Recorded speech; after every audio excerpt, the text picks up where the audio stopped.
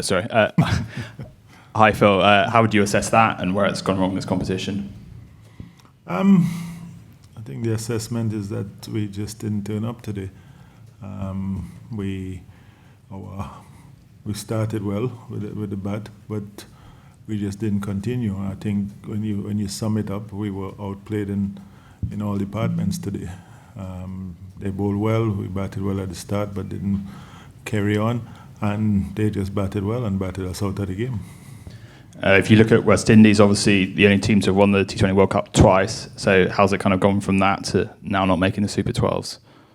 Yeah, that's how things are. I think we haven't been playing good enough cricket to be there as we would be there. We have the batsmen, the capabilities. We just haven't been putting it together.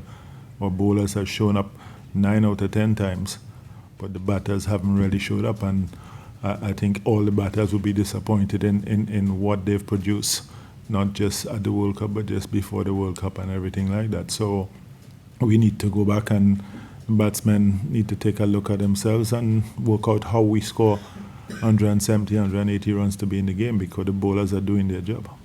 And it seems like you were kind of well aware of the threat posed by Scotland before this tournament, so sort of no complacency. It's just they've delivered as you thought they might, and you haven't kind of been good enough in response. No, we've worked hard. We've prepared well. It's just on the day we haven't done the correct things. We haven't assessed the situation properly at the game and done what's necessary for the situation. So I don't think there was no disrespect on our part. We prepared like if we were playing anyone else. 2 World Cups in a row now. Do you think there are short-term fixes, or is this a long-term T20 malaise for West Indies cricket? I don't know.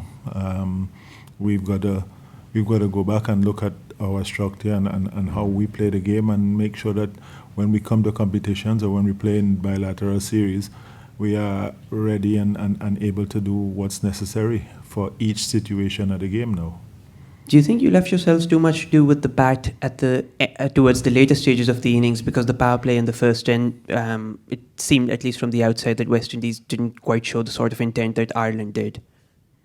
No, we didn't show the sort of intent that Ireland did, and as I said before, we were outplayed in all departments today. We have shown the intent before, but the middle phases have been our problem, and we haven't gotten over it yet. Was there also an issue around not having enough spin options, because Ireland and Zimbabwe the other day used spin quite effectively against the West Indies? Well, they have it and they choose to use it against us. If we think we needed it, because those 2 teams play spin well, so we didn't think we needed it. Hi, Simon. Nice to see you again.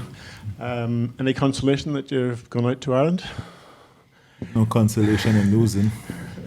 Is there any team you're impressed by, like Paul Stirling? You know what he can do with the bat, and obviously he did it today, having a long run out of form.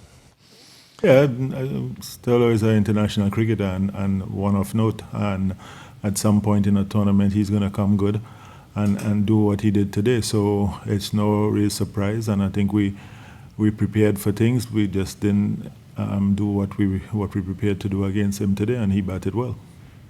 Thank you.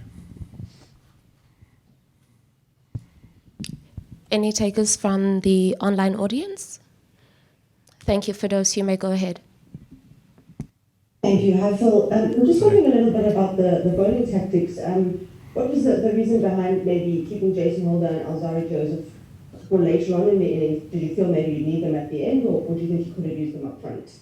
For later on in the innings? What do you mean by later on in the innings? I mean, Alzari Joseph didn't open the bowling, and I'm just wondering why that was.